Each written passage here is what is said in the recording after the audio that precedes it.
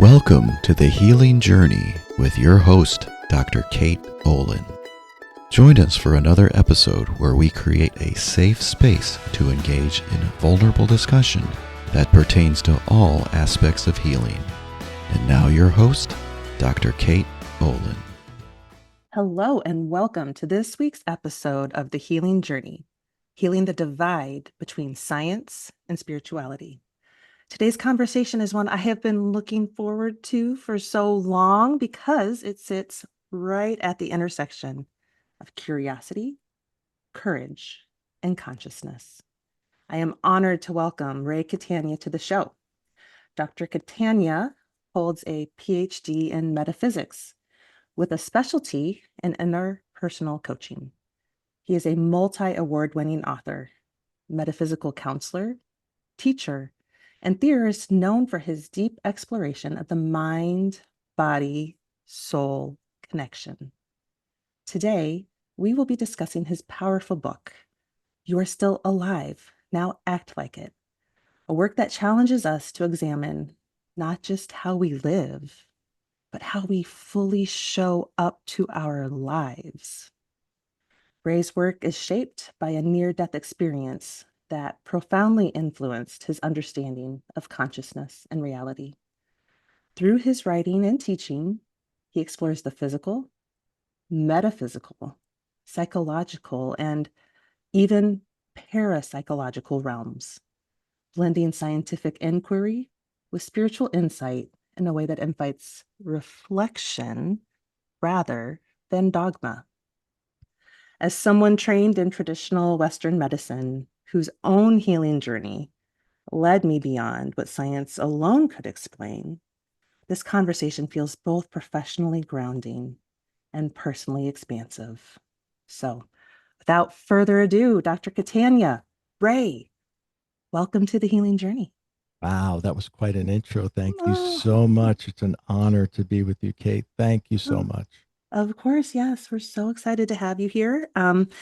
And, as someone who is an academic, I am always interested in where people got their education. So, can you tell me a little bit about where you went to get that Yeah. PhD in metaphysics? University of Sedona is who I chose. It was difficult. Did you go there? You just reacted. You must know somebody who. No, No. I, Okay. it's so sorry to interrupt, but I just have No, such no, a it's good. personal connection. My journey in this Uh, realm started in Sedona. So, oh please wow. tell me more. Well, that was the from the academic side, post NDE, I became really interested, and this is after integrating the NDE. There's a gap there, but we'll get into that in a little bit. But when I finally integrated the NDE, accepted it as reality, I launched a campaign, a personal campaign to learn everything that I possibly could. I was an atheist and I had this NDE experience and visited the afterlife. So I went from a non-believer to believer, and in order for me to really do that, I had to explore the metaphysical. I had to find the connection between science and spirituality and bring that together. Just for me, it wasn't Mhm. meant to be a professional thing. It was never going to turn into books and other things. And that was my wife's doing. She was like, "You've got to bring this. You've got to show this to people." And I was like, "Oh, okay, if you really think so." Yeah. And then I had a whole host of personal mentors. I've worked with some of the great medium mentors and some of the great shamans. And I've been to Peru and Costa Rica and around the world. And I've definitely, I don't want to say around the world, I got a lot of places to go to. But had the pleasure. I think I mentioned to you earlier, I worked with Eckhart Tolle. He is an incredible, phenomenal human being. And I just absorbed everything that I possibly could. And I started to piece things together so that it would satisfy my own need Mm. to have a plausible scientific concept behind the spiritual one. That way I could accept it. And if I could accept it, then I felt that I could give it to others for them to accept. Yeah. Wow. So I just want to take a pause and just make sure we catch the audience up. When you say NDE, I just want to make sure everyone knows that means near death experience. Yeah. And I actually, before I knew I was going to be having this conversation with you, and this is where I Mhm. think the universe showed up for me to prepare without knowing I was preparing for this interview. I was at my Nana's house, and she and I have talked about angels several times. Does this book look familiar to you at all? It's Um, called The Case for Heaven: Messages of Hope from People Who Have Touched oh, Eternity. wow. Look at that. Yeah, so it's not a new book, and it still smells like her perfume. But this looks like it was published in 95. So that, it was very interesting book to me to Hmm. read, but I'm not the expert on a near-death experience. So the next question I have for you is, can you share with us what happened to you? Yeah. So I was 20 years old when the NDE occurred. But before that, I'll give you a little background about my childhood. It wasn't like the Brady Bunch by any means. Mhm. There was a lot of trauma, drama, violence, and things that you wouldn't Mm. want to experience, especially as a young person. So I did a lot of withdrawing, and I spent a lot of time in isolation, and I would hide from the things that were going on in my home when I was 5, 6, 7, 8 years old because I didn't want to be a part of it, obviously. Mm. Um, and so by the time when I was 20, I had rejected my parents' religion. And it didn't matter what it was. It was Christianity, but it could have been anything, and I would have rejected it because I was rebelling. I was rebelling against Mm. any sort of higher power that would let those things happen to a child. I mean, what did I do to anybody, right? And I'm suffering. So I refuse to believe in any of that. Mm. So at the age of 20, here's what happens. I Mhm. am sleeping, and my bedroom is located on the second floor of the house. I'm still living at home with my parents. And on the first floor is the kitchen. In the kitchen is a stove that runs on natural gas. So the gas is leaking and natural gas rises. So it was rising up into the bedroom as I was sleeping. I'm breathing in gas for Mm. who knows how long because I don't notice it. I'm asleep. Um, but in the morning, what happens is my mother must have gotten up to make breakfast or whatever, and I remember I had called in sick to work, so they already were not expecting me. I didn't have a reason to wake up, and I was sleeping.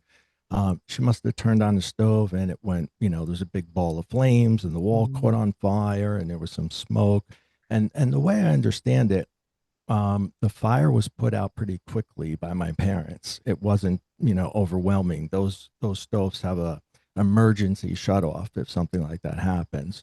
But it wasn't the smoke and it wasn't the fire that got me. It was the gas.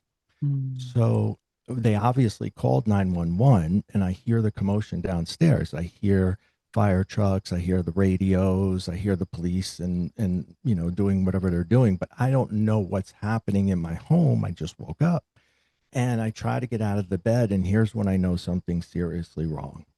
Mm. I can't move certain parts of my body. So my legs, for example, they kind of felt like tree trunks that just weighed thousands of pounds, and they would not move. I couldn't move them.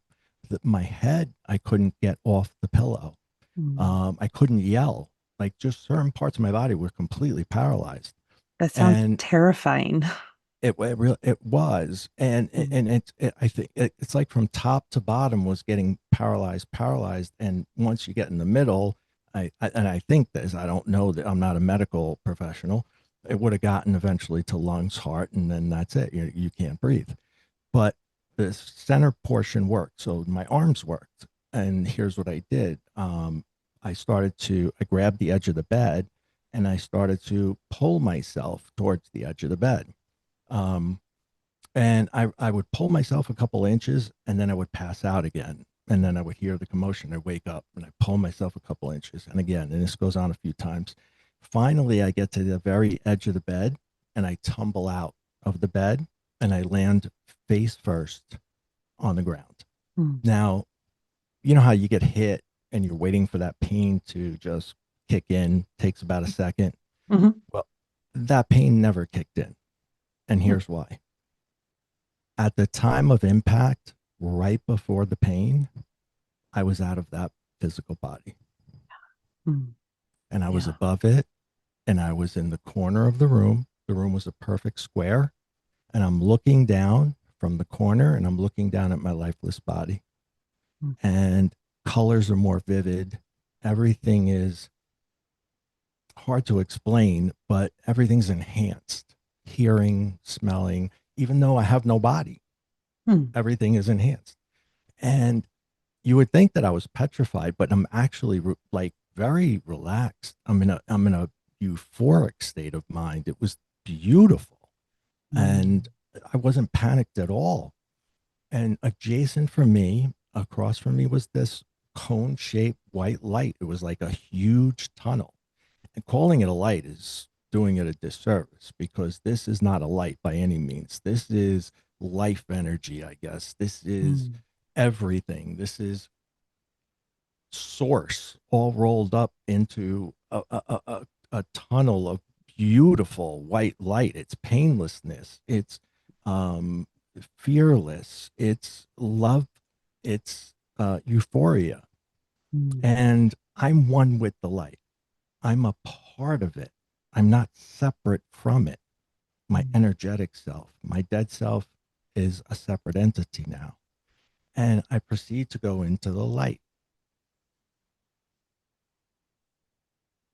It sounds like, so you said it was your energetic self and you felt like you were connected. So your energy and the energy of the world or the unit, whatever you want to call it, you felt some sort of connection is what I'm hearing. Yes, this is where I believe we're all one.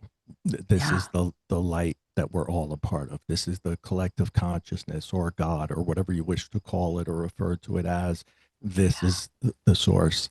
And at the end of the light or at the end of the tunnel was a being who said, Ray, it's okay to come into the light.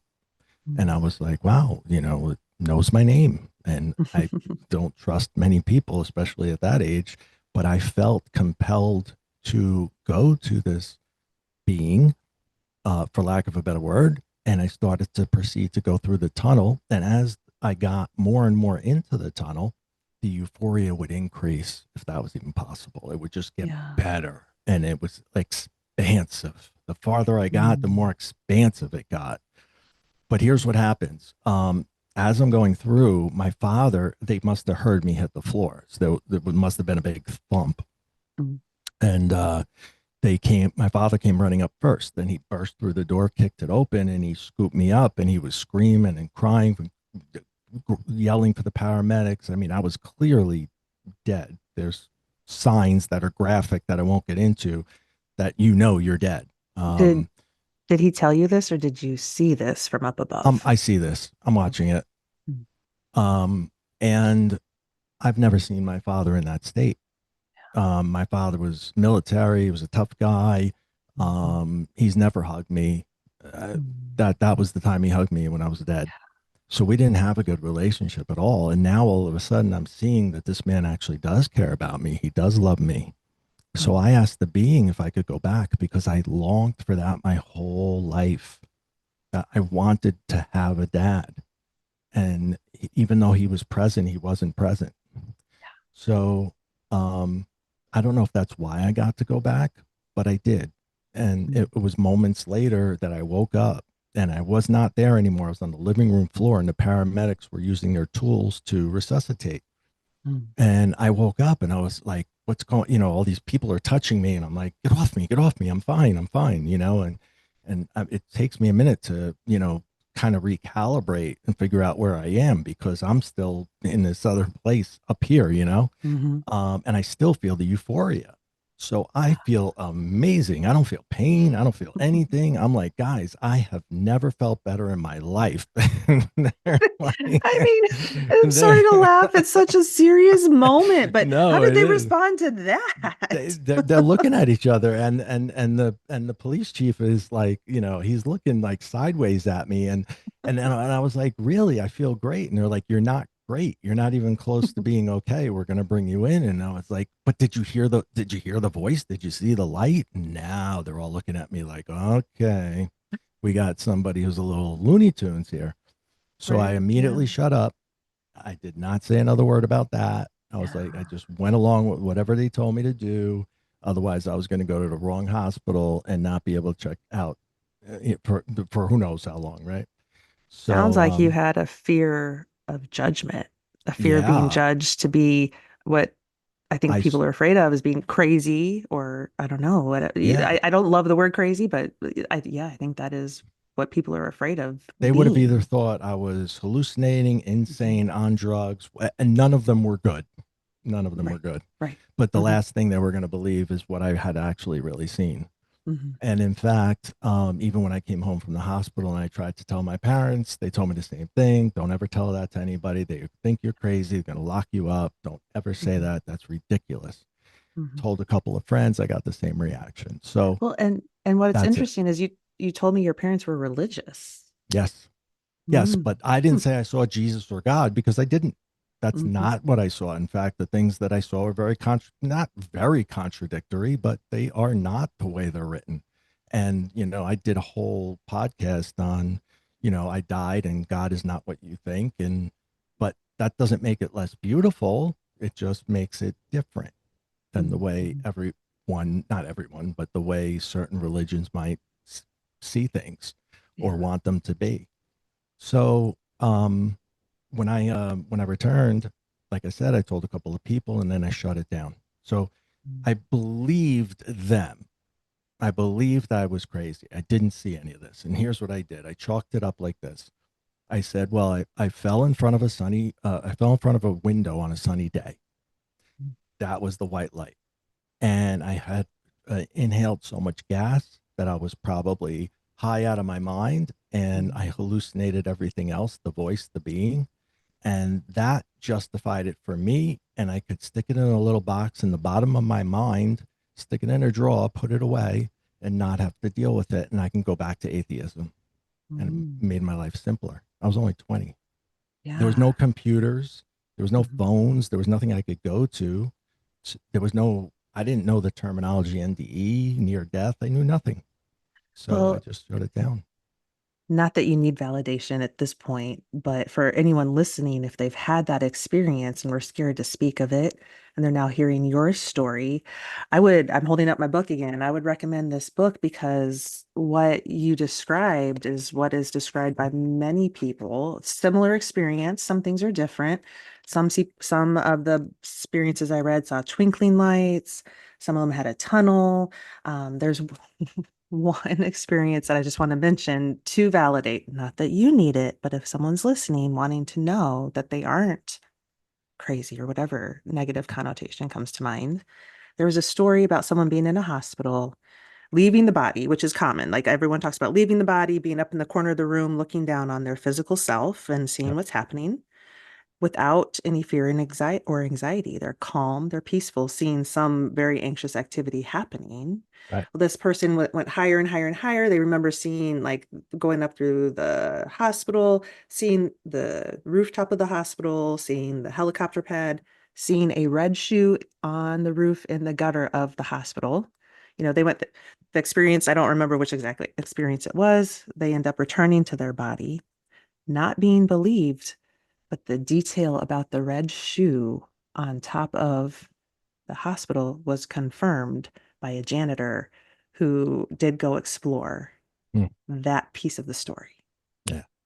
So if someone needs validation or reality, I came out of an education where science was God almost. And that sounds like blasphemy almost. Listen, Mm. yes, I love science. I believe science is truth. I also believe God is truth. When you intermingle those two, or, I know I use the word God. I know other people use different terminology. I don't want to exclude anybody because Mhm.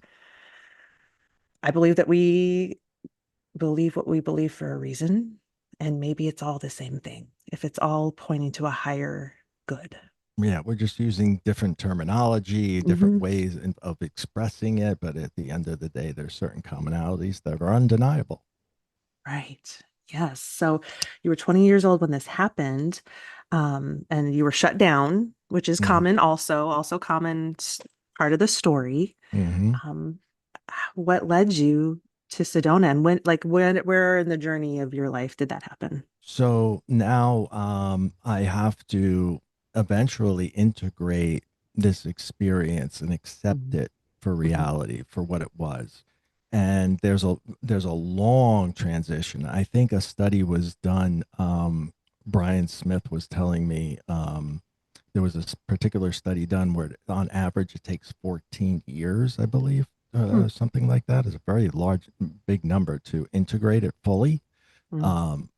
I'm over 20 years, because here's what happens. But in the very beginning stages, I crossed over. I was 20 years old, crossed over, came back. I moved out of my house, maybe 21 or ish, and got my own apartment.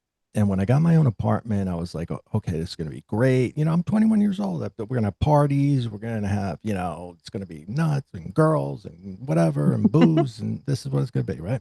Mhm. Mhm. That Mhm. None of that ever happens, because from the moment I move into this apartment, the strangest possible things are going on in this apartment. It begins with the fact that I feel like there's other people. I'm the only one there. I'm sitting on the couch. I'm watching television. It feels like there's 20 people in there with me watching TV. Hmm. Hmm.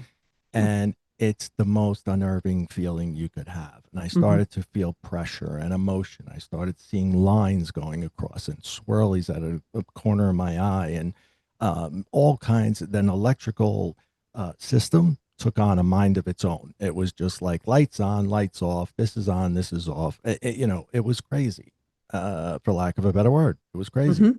Yeah. So I kept calling the maintenance guy and saying, "Listen, there's something wrong with this apartment. I don't know what it is." And I'm not going to say it's haunted, because I'm still an atheist, right? So I'm not going to use that word. I'm just going to be like, "You guys built this place wrong." And he must have came up 30 times. And finally he said, "Kid, listen to me very carefully. There's nothing wrong with your apartment. Everything checks out. I've been here enough times. Don't call me again. You are effing crazy." Yeah. There it is again. I'm Mhm. crazy. The C So I'm word. starting to buy into I'm crazy. Mhm. I move out of that apartment. I move into the next one 10 months later, and I think fresh start, parties, chicks, guns, fire trucks. And if you get that Yeah. reference from that very old movie. um, so, I'm excited again. Same thing happens. So it's got nothing to do with being in a haunted apartment. And it's got nothing to be doing with haunted at all, which I don't realize that yet. But it's just simply they're coming with me. I opened a portal. I opened something where I can now channel. I can now do things that I could never do before. Mhm. Um, but I'm not accepting this. I'm thinking I'm insane. Mhm. And so, what do you do at that age? You think you're insane. I don't have a wife. I don't have a kid. I have no reason for really living. So, I just start using massive quantities of drugs and alcohol. And I Mhm. live a carefree lifestyle where I don't care if I live or die. Yeah. And I put myself into really bad situations. I start working for shady characters, criminals who own bars, nightclubs, restaurants. And one night, I give you an example. One night, it was the end of the night. I was supposed to leave, and I was going behind the bar and to put some things away. And there was two groups. One group I knew, it was like the regular guys and the owner and the big boss and all that. And then the other group, I had no idea who they were. And one of the guys asks me for Johnny on the rocks. I pick up Johnny Red. He goes, "Don't give me that crap. Give me the good stuff. Give me the black." And the black was underneath. And I said, I looked at the boss. He gave me the head nod. I said, "Okay." So I went to bend down and open up the thing with the key. And I hear pop, pop, pop, pop, pop, pop. So I know those aren't firecrackers. I know they're shooting at each other. I got to get out of here. How am I going to get out of here? I'm defenseless. I'm behind the bar. I'm literally petrified at this Yeah. point in time, and I'm trying to figure out how am I going to get out. And the being that was at the end of the light Mm. says to me, "Side door, side door, side door." And I look around and I'm like, I can't get to the side door. I'm not thinking about who's talking or where I'm hearing, because that doesn't matter. I'm physically frozen. Mhm. But the side door, in order for me to get to the side door, the shooter or shooters are going to see me. It says it again: side door, side door, side door. I got nothing to lose. I go for the side door. I get out the side door, but that doesn't lead you out the building. That's just a door that takes you down a very long corridor, 40 feet, in fact, at least. And then you have to go out another side door. And then that was the fire escape, which would take you to the parking lot. And my car was parked right outside that door, like it Oh. was faced in the right direction for me to get the heck out of there. I've never parked there. In fact, I Mhm. had my own personal parking spot on the other side of the building Mm. that I didn't use that day. Hmm. No idea why. Now, did you really hear it? Did you hear that message repeated 3 times? Yes, always Wow. three. It's always in Yeah. three. Yeah. Interesting. And It's that's just the first one mm, of many. He's been there for me many, many times. wow. But I continue to lead this lifestyle. I continue to put myself in bad places, and I continue to almost come to a not a near death in the definition of near death, let's say brushes with death, right? Yeah. Yeah, I mean, I was sitting here on the edge of my seat. Like clearly you survived. Here you are talking to me, Mm-hmm. but I'm putting myself in that position. I cannot imagine what how that would feel, what that would oh, that's an There, intense situation.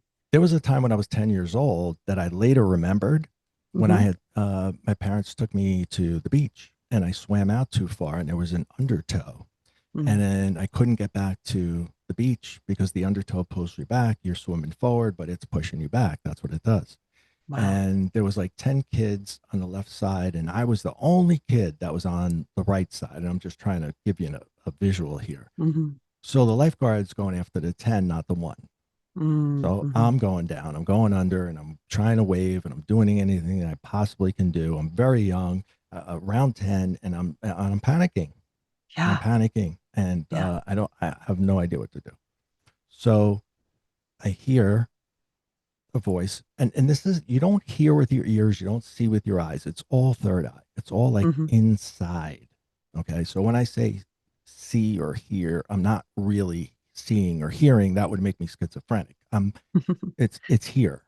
Like, so what I'm picturing is like an imprint of information, just a Yeah, knowing, just a it's like a knowing. it's like a movie screen almost, but not in those moments. It's just a transmission of information because I'm Hmm. too excited to, I'm too panicked. Yeah. So he says, calm down, swim sideways, take all the time you need. Calm down, swim sideways, take all the time you need. Three things again, always three. Hmm. Um, I can't calm down. I'm a kid. So he does that for me. And all of a sudden, I Hmm. just get this warmth through the crown chakra, all the way through my body, all the way through. And I'm relaxed. And I said, what have I got to lose? And I started to swim on an angle, which I later learned is how you get out of an undertow. I had no Yeah. idea. Yeah. And I swam on an angle.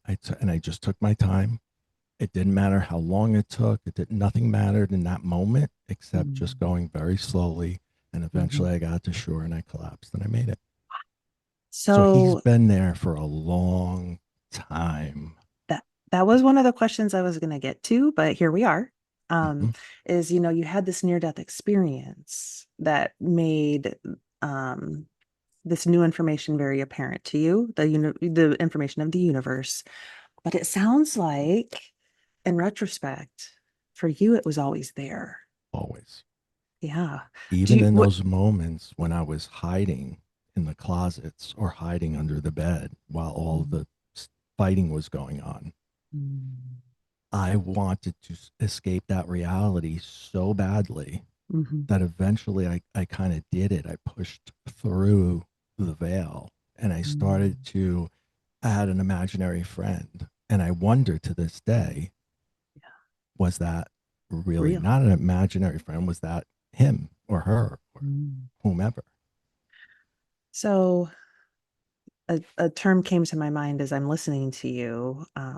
Disassociation Mm, is and to just for anyone listening who's this is a new concept, this is something that I really started to explore during my myofascial release education, talking about people going through trauma disassociating from their body. Like your brain is still here, but you then got like it. not having an energetic connection with pieces of your body or the whole body.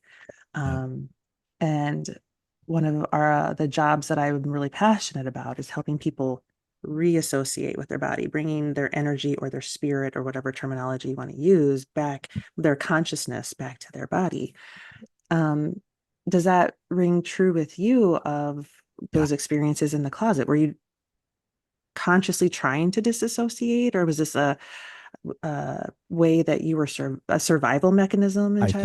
I think it's a survival mechanism that we all have because I Hmm. too studied that. And what I learned was especially with rape victims, when they Hmm. give up, they exit the body. Hmm. So they don't feel the pain anymore Yeah. and that they're not in the body. So Hmm. that taught me the body and mind are detachable Hmm. and we can master the art of detaching it. Yeah. And real and it's an amazing thing. It stinks that you have to go through trauma to figure it out, but it's amazing when you're taught how to do it and you didn't have to go through the trauma to do it. Yeah. Yeah. So for my friends in the audience that are John Barnes fascia therapists, John spoke about being a child and how he could be present physically on in the woods, but then rise up and look down on himself to help him get himself home. Mm, And that's a story that is coming to mind right now. So and for me, this journey of the metaphysical, Ray, started when I went to Sedona for the first time in 2021 and was taught by John and had some really interesting experiences since then. But one of my passions, being a trauma informed John Barnes myofascial release therapist, is helping people reassociate. yeah. And you don't have to have gone through a major trauma No. to e- Everyone's trauma is the worst trauma in the world because it's theirs. yes, You don't have to do the comparison thing. right. Yeah. Your trauma could have been, something that somebody else would consider minor because they've had massive traumas, but that's not Mhm. relevant because it's perception, right? It's Right. perception of your Perception. experience, and your Exactly. experience is the one that's the worst in that case. Yeah. Yeah. Yeah. Just to share a little personal story of disassociation. And I wasn't aware, again, I wasn't aware of it until after this educational, holistic, spiritual journey I've been on for several years now. When I had my first child, a little more than 14 years ago, had a major, very rare trauma. It's called a vulvar hematoma. I will spare you the details. Mm, But the pain was so bad, I wanted to die. I wanted to die. I had this brand new baby already, but that didn't even matter in those moments I mean, I wanted to die. I'm grateful for the care I got. I'm grateful for the technology because 30 years prior, I would have been dead. mm, Okay. Um, and through this journey of myofascial release, realizing that, oh, the injury was on the left side of me. My left leg doesn't feel sensation the way the right leg does. And then really, as a scientific person, I was teasing out the myotomes and the dermatomes, and well, it's like almost this sleeve of, and it wasn't numbness, but it was definitely not feeling things similarly. And I put two and two together, like, oh, I had that major trauma. I disassociated that quadrant of my body. And through intention, through getting treatment, sound baths have been amazing for me to try to reintegrate my energetic self. And I was actually at a sound bath this past weekend. Um, and when I really became aware of the disassociation, I was at a sound bath and realized the left leg did not receive the same as the right. Meredith Brunner, who was on episode 5, was leading that sound bath. She's an incredible sound healer. And then this past Sunday, I mentioned her because I was also with her. She was not the practitioner, but it was a brand new experience where they used an instrument called a didgeridoo. And that was a part of the sound bath. And he went around to each person in the room and played the sound over them. mm. And it was just a powerful experience for me to feel that my energy was flowing through everything more evenly now. And that is a couple years of healing work that I've been doing.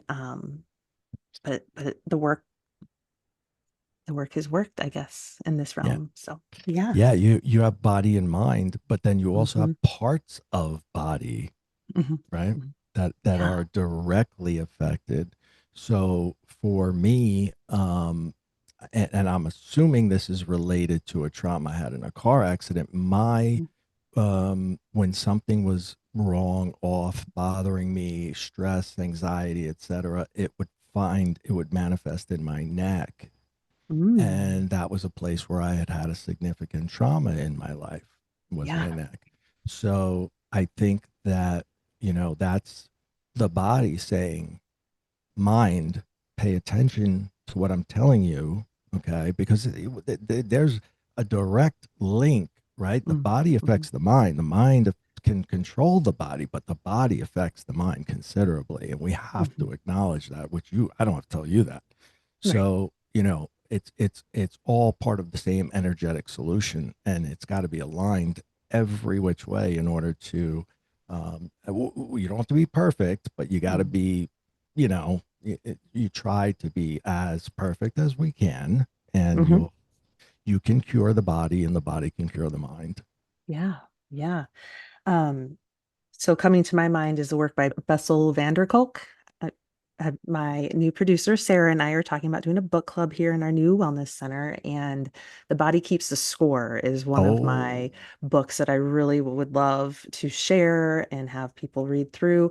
Um, it's a little less metaphysical than the conversation we're having today, but it also discusses how trauma lives in the body. And for someone after going through this myofascial release, seeing these strong reactions people might have as they're releasing trauma from their body, starting to question the reality that I had been taught, and then questioning the reality of what I was experiencing, that book kind of bridged the gap.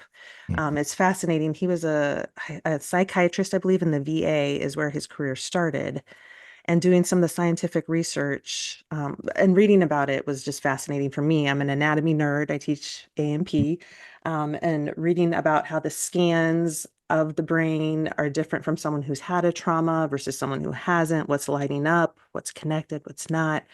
And this, what was really fascinating, and God bless these people who agreed to do this, to get in that tube and have the scan of their brain while they are either listening to an account or speaking their recount of their trauma and seeing what happens in the brain. It's just fascinating. Um, and again, I just want to mention that this, to me, science is truth, and some of these things we're discussing is so hard to quote unquote prove or study, but that doesn't make it less valid because it's an experience that we have, that we know is happening. And being confident with our experiences is something that I have learned to have to incorporate into life. Um, so, Ray, I want to circle back just a little bit to some of these yeah. experiences in your childhood. It talks about it sounds like a really tumultuous situation. Mhm. Um, And I think that might be common in some people who have some of these abilities. Yeah. Do you, is that something that you have found to be true? Yeah. So I'll tell you a little bit of how I advanced this process is I left with the drug and alcohol phase in the 20s, right? And Mhm. self-medicating, and that went on for many years, just to be able to sleep and to shut it down because I didn't Hmm. understand Hmm. what was happening. Yeah. Well, 10 years later, I get married. I have two kids. Now I've got a reason to live. I've got two tiny humans that are counting on me for everything, and they were not going to have the life that I had. They were going to have everything better and more. Hmm. And went right into rehab, got cleaned up, went back to college, got a business degree, worked on Wall Street. Then I came back, worked in real estate, did very well, took care of my kids, gave them everything that they needed and wanted. But my marriage fell apart very quickly, unfortunately, and it was only a couple of years into the marriage, so I was single with kids for a very long time, and I didn't bring another woman into my life because I just thought that might not be good for them. I don't know that I was right or I did it the right way. I don't know. That's not the kind of work I do, but that's what I did. So when I did decide I was going to start to date again, I went online and I had seen somebody who I just knew. Like I never Hmm. met her before, but I knew her, if you know what I mean. Like it was like a Yeah. soulmate type. thing. Mm-hmm. And I emailed her and I was like, all right, I'm going to take a chance here. And I'm going to say, hey, listen, hi, my name is Ray. You're my wife. You don't understand this yet, but if you'll have dinner with me, I'll explain the whole thing. And she says, LOL, you are crazy. You're out of your mind. I said, I know. That's what everyone tells me. I love that you But embraced it. You just dove I in. just went I with it. love that. So, and so she has dinner with me and we do get married and we have been together for many years. And so that part of the story is true, but here's what happens when I meet her. So I kind of have this ceasefire with the other side. They know I can't help them. I don't know what I'm doing, right? During this time when I'm raising my kids and I'm working and I'm focused on working. You were busy. The systems had you so busy, you didn't have time to And sit with these exactly. things. So I just I accepted things for what they were. But when I meet her, things get weird again, and really weird in fast ways. We're dating maybe 2 months, I would Mm-hmm. say, and we have the serious conversation that everybody I think has at one point or another. What are your spiritual or religious beliefs? And I was like, oh no, I don't. What are yours? You go The first. deflection. Right. Deflect. Deflect. Great Whatever. strategy. For a Whatever. minute, it's a great strategy. Didn't work. I was going to be like, whatever she says, that's me. That's what I do. Yeah. You But wanted to tell, you were going to tell her what you thought she wanted to hear. Ooh. correct. But That she hasn't worked out well for me in the past. no, and she was too smart for it anyway. She didn't fall for it. She's like, no, really. And I said, truthfully, this has been something I've wanted to work on because I have a lot of experiences that I simply don't understand, and I really wanted to, get to the bottom of that. And she goes, I have an idea. And I said, what? She goes, this was a little bit later. My birthday was coming up, and she says, I'm going to buy you a spiritual clearing for your birthday. Like, so it's like a massage kind of thing. And she goes, no, not like a massage at all. And I was like, all right, I don't know what this is. She says, you don't even have to be there. And I was like, oh, this is even getting better. I don't have to be there. Okay, great. We're going to have cake, right? She's like, we'll have cake. Yeah. You just go along with it. And I was very polite. I don't believe in a word she's saying. Still fighting the fact that everything I've seen is real. Trying to cling to atheism. And she calls me up. She says, this is what I'm going to do. She does it. And if you feel weird for a few days, just call me back and let me know. Okay. Well, it wasn't a few days, but a few hours later. I was still at work. A few hours later, I get wobbly. My equilibrium is off. I was just going to the bathroom and I felt the whole wobbly thing. And then I start seeing the lines and the swirlies and I start feeling the pressure and everything's happening like I'm in that apartment again. Mm-hmm. And I'm like, Back when no, you were quiet by yourself. this can't be happening. Mm-hmm. So that was a Friday. And here's the first time ever I see energy in the human form. This is where I describe what I see the movie screen. The movie screen opens up in my mind. On the movie screen is a man, and the man is speaking to me. And this is what he says. I'll never forget it. He says, I effed up. I made a mistake. You can help her. I cannot. I have no idea what I just saw. I don't know who he is. I don't know what he's talking about. I have absolutely no idea what I just saw. And I just like kind of like shook my head and I was like, okay. Comes back again, says the same thing. I leave work. I say I have a headache, which I kind of did. I go home. It's a Friday, and I figure I got the whole weekend to figure out whatever this is. And I go to sleep. First thing in the morning, here he is again. I effed up. I made a mistake. You can help her. I cannot. And now I'm like, no way. This is just not happening to me. At night, I feel like the bed's moving. I feel the vibrations going through my body, the chills, the hot and cold, everything that was in that apartment. And I'm like, not now, not now. And the next day it continues. It feels like it's every hour on the hour now. And I can no longer function. Like he's really taken over. I can't drive. I can't have a conversation. I can't do much of anything without seeing him again. And I'm in the store and I'm paying for my stuff. And the lady behind the counter, I don't know what I did. The lady behind the counter goes, are you okay, sir? And I said, no, I'm not. I gave up. I was like, okay, it's happened. I'm officially insane. Mhm. I took my card back. I went to my car and I just broke down. I was like, my God, I did everything right. I went to rehab. I got a degree. I got great jobs. I took care of my kids better than I ever had it. I did everything right. And this is what I get for doing things right. I'm back to square one. And I was so upset. Mm. But I feel like I owe my girlfriend a chance to run for the hills and go find somebody who's normal because I'm not normal.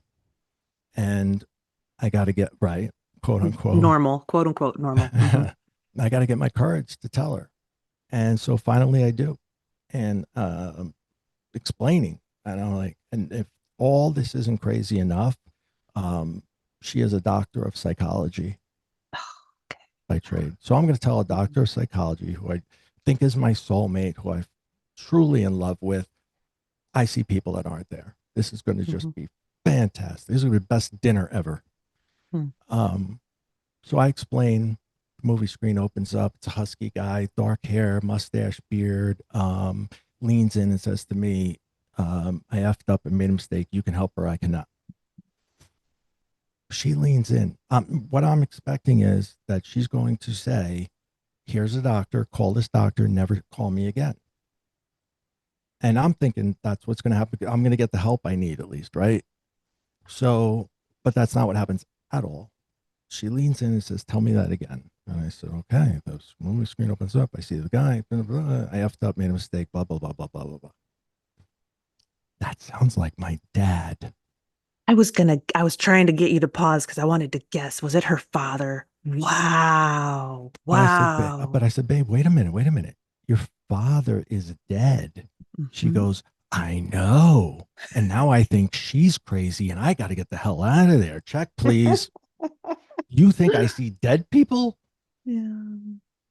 And it's all coming together, whether I like it or Mm. not. I am Yeah. being forced to accept the reality that this is real. And I'm Yeah. like 48 years old at this time. Yeah. Wow. How long ago was this? I'm sorry, and now I'm asking you to out your age. Well, it's it was 8 years ago, a couple of So years. this is a I mean, in my mind, as I was reading about you, it just felt like these were gifts that you've developed and cultivated. I mean, I get the sense that, and maybe you have been just in your own way cultivating them your whole life, but that's relatively new. And you already, so you had this metaphysical degree. No, Y- not yet, not No, yet. not I yet. have not. Okay. No, no, no. I just have a business degree. That's Okay. all. I have a business degree. Mm, So, but when I accept the reality of the situation with her mhm, help, she mhm. says first thing she does is introduce me to a medium, and she's like, because I'm like I'm crazy. She's like, you might not be, you might be a medium, and I said, what's a medium? I don't know what that is. And she Mhm. brings me to one, and we meet, and I was petrified. My God, was I petrified. The same guy that's nearly drowned, been shot at, all this other stuff, and I am super scared of this woman. She's just freaking me out. And Wait, the and woman, your partner the or the person she medium. took you to? Oh, the No, medium. Okay, okay. medium, because Yeah. Okay. I don't know anything about Mm. insanity. I understand. I know that how that works, right? This is Mhm. an unknown to me and something that I've been in denial for how many years since I was 20 to 48. So that's, long time. I mean, relatively speaking. That's why I said it took me so long to integrate the NDE. Yeah. Yeah. So finally I meet with the medium and she says, "What's going on?" And I said, "Well, I kind of like sometimes I see people and they're not like really there." And she goes, "Me too, me too." Yeah. And I'm like, "Okay." And she goes, "Why don't you explain to me how it happens?" And I said, "Well, this happens, then I get the chills and the vibrations, and sometimes they're high, sometimes they're low, and then blah, blah, blah." And the movie screen opens up. She goes, "Stop." I said, "What?" I thought I said something wrong. She goes, "That's exactly the way I feel. It's exactly the way most of us see it." Mm-hmm. Most of whom mediums. Now, I don't know whether to be I'm relieved in the moment, but then it clicks in. Well, what is this new thing? I Right. don't know But is what this this is this a gift? Is this a right. weight? Is this a calling? Is this what I do? Is this, do I run from this? Do I lean into it? I can only imagine the confusion. I'm at the top of my game in my work, and I met the woman that is my soulmate. Everything is like coming together. And then this is out of left field. What do I do? What's my responsibility to the universe with this? Right. So she takes me under her wing for the first year, which was very, very important. And it, she says, I don't take students anymore, but I'm going to take you on because you need help. And I was like, yeah, I do. I really do. Yeah. And she helped me for the first year. And then the second year, I applied for a program. It was my birthday again. So it was 1 year later. And my wife says, she took out a photo, not a photo, an illustration somebody had drawn of her dad. And I said, that's your dad. She goes, I know. I said, but what you don't know is that's the way I saw him on the movie screen. That's the hair, that's the shirt. That's exactly the way I see him when he Mm, comes to me. And I said, who drew that? A medium. mm, What medium? I need to meet that person. And he turns out to be like the teacher of all the teachers. The people that you see on television have trained with him. Everybody's trained with him. And I was like, we got to look him up. So I type it in, and it said right on the cover of his website, now taking applications for a 2-year mentorship program with Reverend Joe Shield. This begins on February 15th. You must have your application submitted by February 15th, rather. February 15th is my birthday. oh, it's a sign. If that's not a sign, I don't know what is.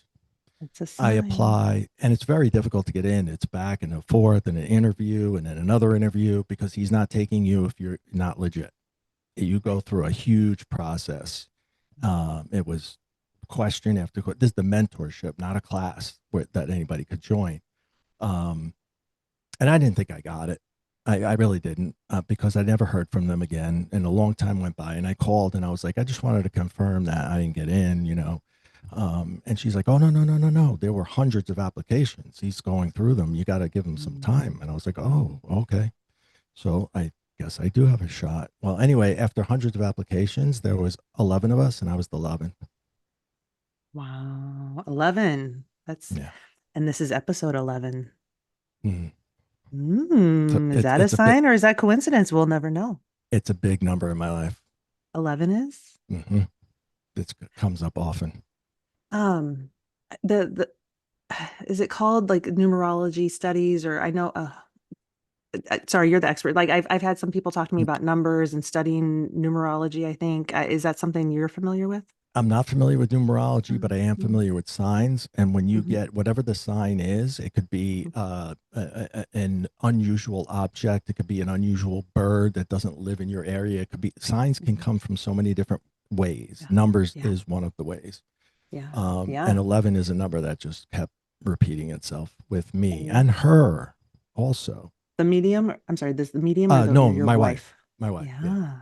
Okay. So So was this something it sounds like she was in the spiritual realm a little bit if she gave you a spiritual a lot. Yeah. clearing.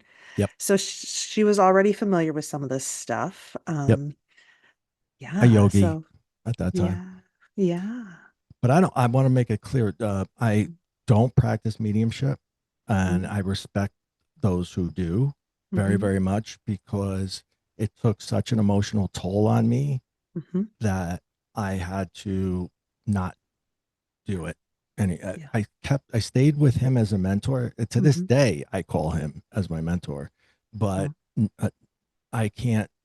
A lot of people dropped out, came back, dropped out, came back, because in order to embody spirit, Mm-hmm. you literally have to take spirit on and Mm-hmm. and carry them for a while, and they Mm-hmm. don't just leave. Like it's not, you can't, it's not like you can wash that energy off in the Right. shower and just come out and be like, hey, I'm back. You know what I mean? It doesn't work that way. Right. And for me, it was very very trying, Mm. and it took me out of my own head for a couple of hours, and I just found myself. I just had the spiritual awakening. I was enjoying being happy and not angry all the time and whatnot. So Mm.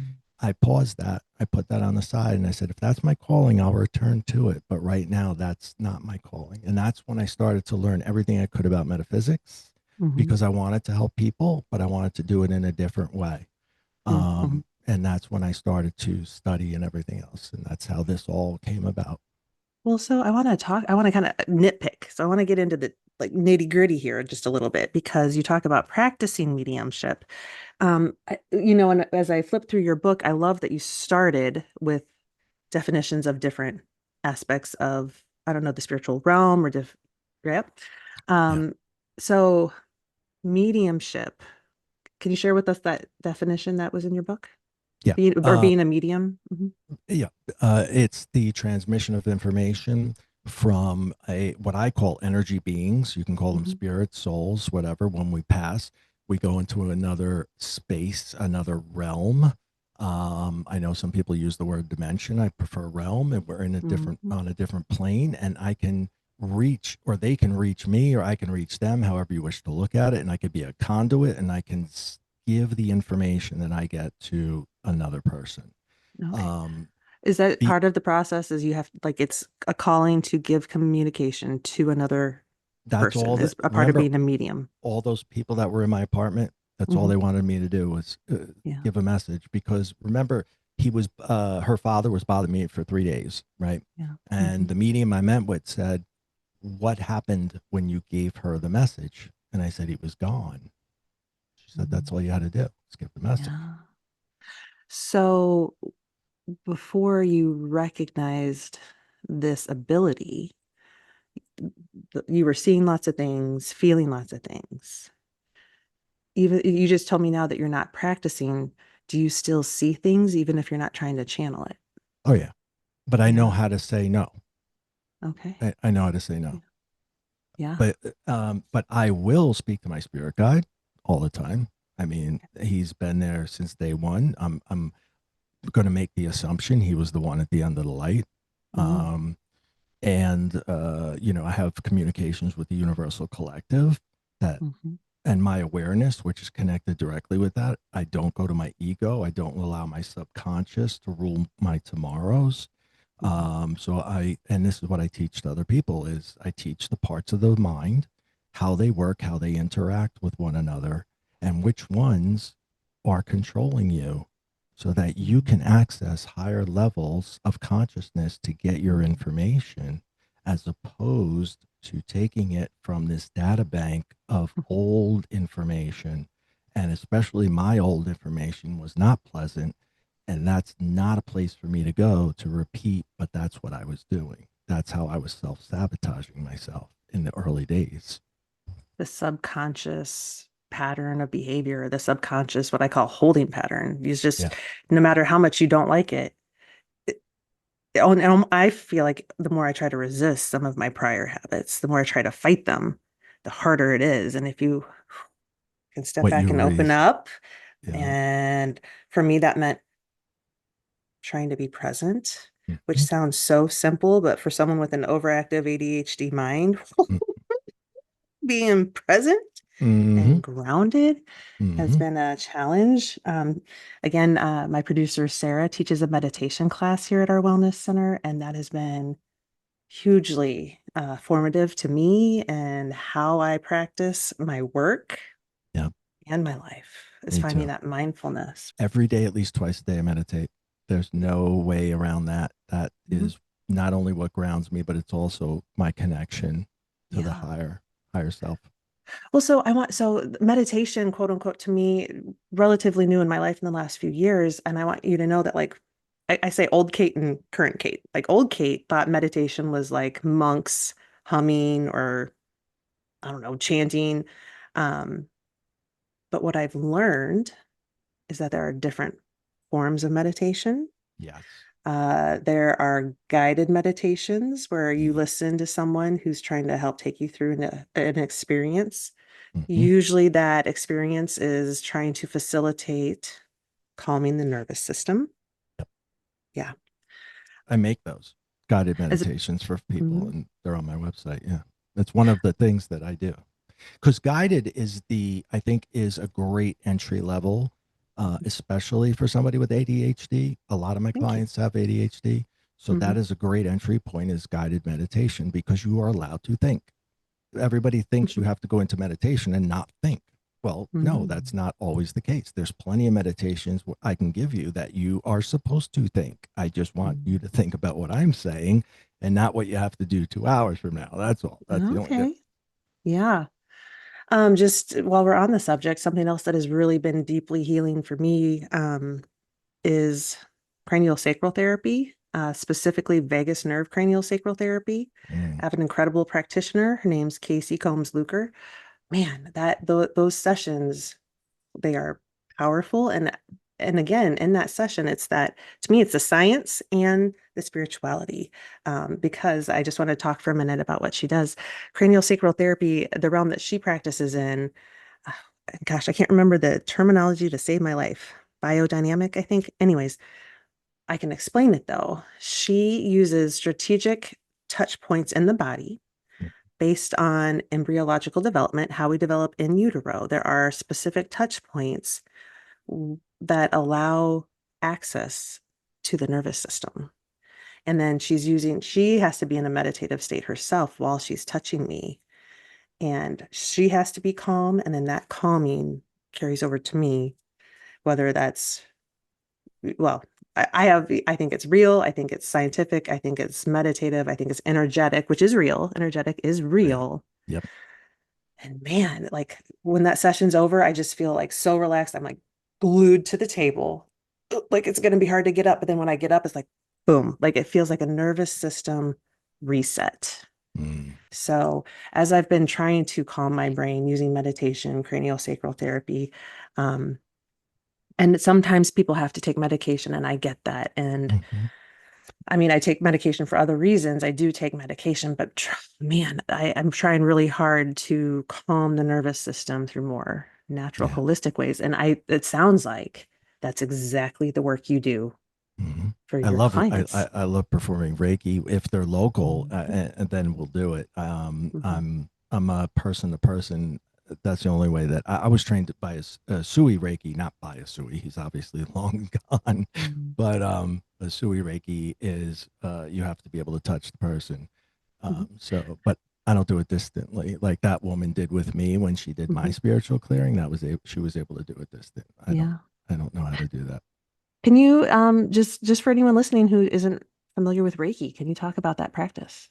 Yeah, I mean, it's a transference of energy. It's getting, I get energy from a higher source and I'll pass that energy through me into you again, like a conduit, similar to mediumship.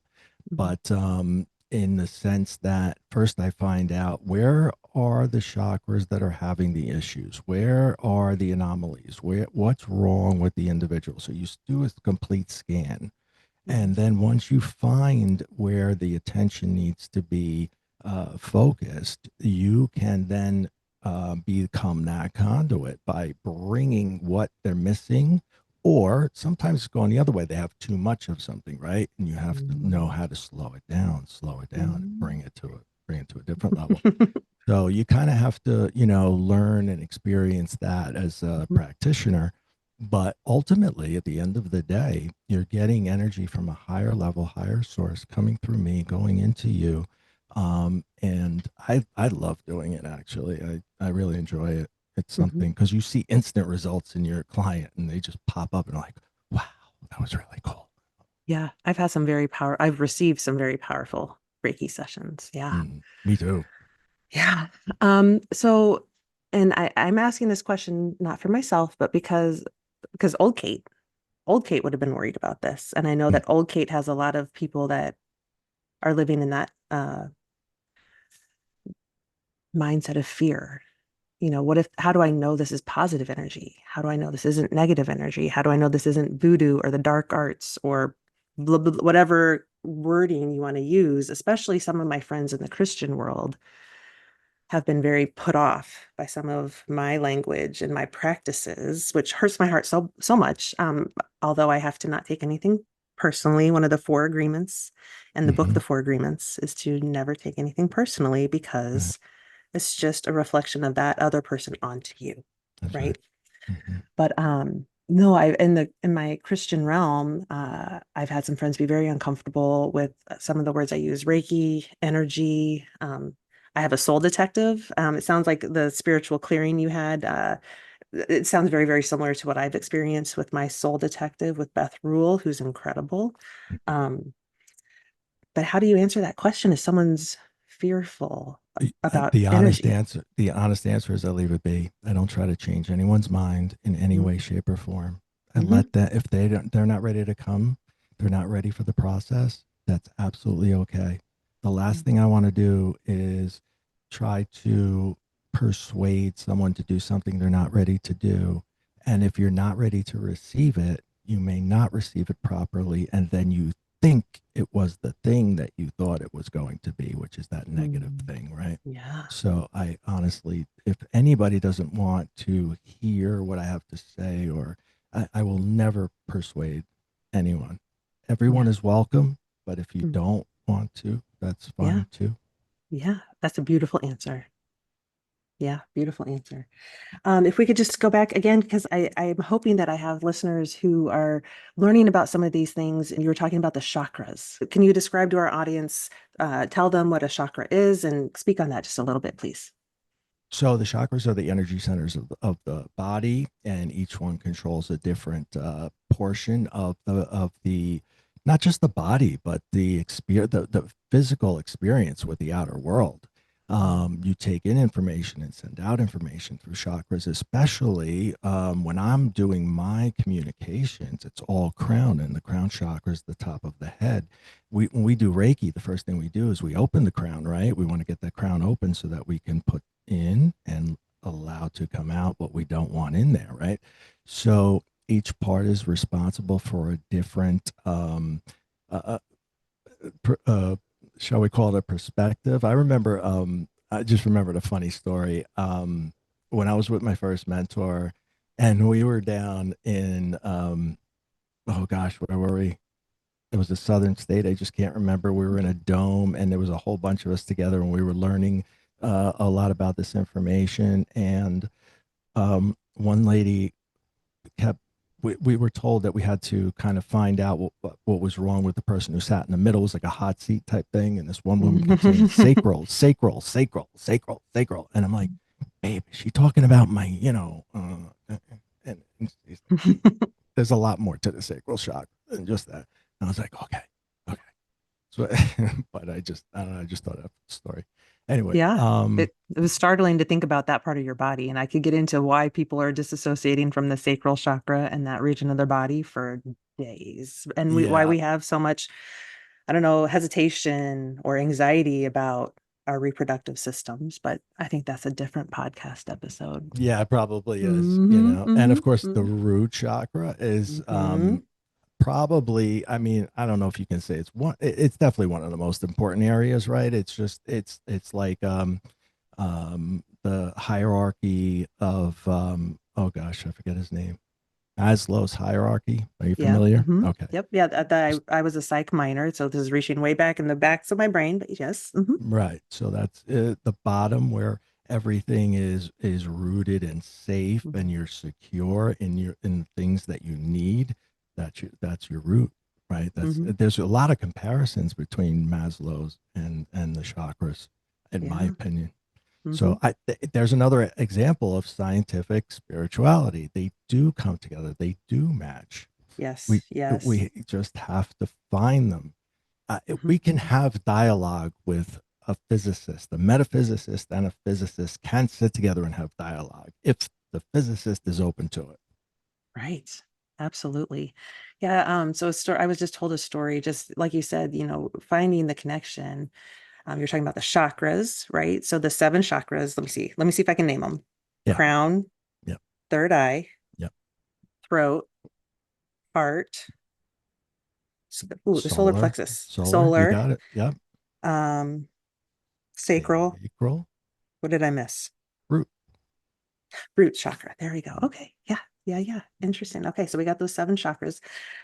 Very different from meridians where I'm going next. So they're, Very different. very different. But I think people think of these things in the same realm. Meridians is the flow of energy through the body. And I just heard a story from a chiropractor that I'm in business with, about like an ancient human that was frozen, that was recently found and had uh, markings, like tattoo markings on his body along the meridians that we now know and study. And this is like ancient before there were books, before, but he had markings on his body depicting the meridians. And I thought, well, there's some I history there. I Yeah, isn't that haven't wild? heard about I that. don't Yeah, have a way to incredible. source that or tell you how to look it up. This is hearsay, but I heard that story, and there can be value in that too. When we when I get into manifestation with folks, Mhm. one of the things that I explain is that, the universe, it does not speak English. Okay, it doesn't speak Spanish or French or Japanese. it, Mm. it speaks vibration. So Mhm. you have to adapt and learn how to speak vibration. How do you do that? By getting your body, your physical vessel, to vibrate on a frequency. And it you use the words as the human. You're using the words to have the emotional effect on your cells, but then you're making those cells vibrate based upon your emotion. That creates the frequency that can be read by the universe. I don't see anyone teaching that in anywhere, but that's the Mhm. most important part of manifestation, is getting your body, your physical body aligned. Your consciousness is in every cell of your body. It's not Mhm. just in certain ones. It's not just Mhm. in the mind or the brain. It's everywhere and Yeah. super important. Yeah. And I mean, and the fascia world that I entered a few years ago, this is where I started hearing some of these concepts. I may not do some of these concepts justice, but the fascia itself, we're learning carries probably we know carries neurocommunication and chemical endocrine communication, and we have so much to learn about that. Um, we also have so much to learn about how emotions are stored in the body and how that's in the fascia. And when the fascia is restricted, it's like a rock. Okay. And think about that. It's not able to have the frequency that it's supposed to have. So a big Exactly. part of my job is trying to get that physical, energetic flow, and you have to release that fascia. And then I have other techniques called rebounding or unwinding that I've learned through the John Barnes myofascial release world to help with that vibration of the body. And And I was going to say, in the medical Mhm. world, what would they do? Mhm. With the exact same thing, they would do an ultrasound Uh-huh. for your Yeah. soft tissue, Well, in the so, medical which world, if you sends a vibration Mhm. with a frequency and a Into the sound body. into the body Yeah. to affect the body. It's funny because you say that because in the PT world, we're moving away from the treatment of ultrasound, saying that it's not effective. Um, but there's a lot of people that say that what I practice isn't effective. They don't have enough science to prove it, which I'm on a mission to sound the alarm. I get it that the science world, the medical world needs more proof. Our antidotes aren't enough. I'm a believer. I believe I am trying to bridge the gap in my work. I'm trying to get more information about fascia in the undergraduate uh, anatomy and physiology curriculum to spark that curiosity so that those young people can go out and research some of these concepts, because there's concepts about emotions living in the body, about consciousness being stored in the fascia, not Mhm. just the brain. We think our brain is what is conscious, but You there's bet. consciousness flowing throughout our body, and that frequency is very connected. I don't have to tell you, I think we're saying the same thing with just different lenses through which we practice Even if, and through let's which. say, that the ultrasound is not the best way to do it, at least they are open to the fact that they realize that Mhm. putting a frequency, a sound frequency, into the human cells is Mhm. going to make change within those cells. Just getting the medical community to see that, at Right, right, least, right, okay, maybe they're going to think that me touching them is not going to have the same, value, but at right. least they're getting there. It's a smidgen of hope. Yeah, and I have very few physicians that refer to me. I actually have lots of chiropractors and massage therapists that refer to me, and I'm trying to change that because medical doctors know how to use medicine Hmm. to help people. You go Right. to your physician, who was the gatekeeper for many, many years of Hmm. your health. Well, if you go to your physician, the physician is trained to give you a diagnosis, to prescribe a pill, or to refer you to another physician that might cut on your body. Hmm. That's what doctors know how to do. Hmm. what I know how to do for your body is what I call non-invasive. Um, and I, th- there are some really wonderful physicians that I know who are referring to people like me first. Okay. They have the patient at the forefront of their mind. And that is the kind of physician you want, Mm. right? Someone who cares about you and your body and listening to what you need and want. So sometimes people come onto my table and they've tried everything. They've had all this done, surgeries, all these things that we can't undo. And Yeah. I'm just so anxious to try to educate people through conversations like this about Hmm. what myofascial release can do. I think it's the missing piece of the puzzle. I think it is true health care that is new. And because it's Hmm. new, of course, people are going to resist it at first. John Barnes talks about 40, 50 years ago, he was attacked, his reputation, his practices were attacked. Yeah. And I will say, I don't agree with all of his opinions, but Hmm. I love what I have learned from him. And God rest his soul. He passed just a few weeks ago, actually. So our community is mourning him. But he kicked the pebble that started the avalanche of curiosity for me in that tissue. And I have really geeked out learning about it. I'm grateful for that. So, So all right. So Ray, thank you for sharing so much of this with me. You've really helped reframe some thoughts. And I have a thank little you. bit of a confession. Um, and even though I'm working on being more intentional, working on some of those ADHD symptoms, I'm trying to be a little less impulsive. But today, I felt called to talk about this before sitting down today with you. I want to be open and vulnerable, which is, important to me for the audience because this show, a safe space to engage in vulnerable discussion, I want to role model that. But I'm already feeling the anxiety building in my body, which is my go-to emotion Okay. that I'm trying to work on. Hmm. But I want to be honest and vulnerable. And really, I hesitated to bring this into my podcast space because I was afraid of losing credibility with other professionals, with clients, with some of my friends from church.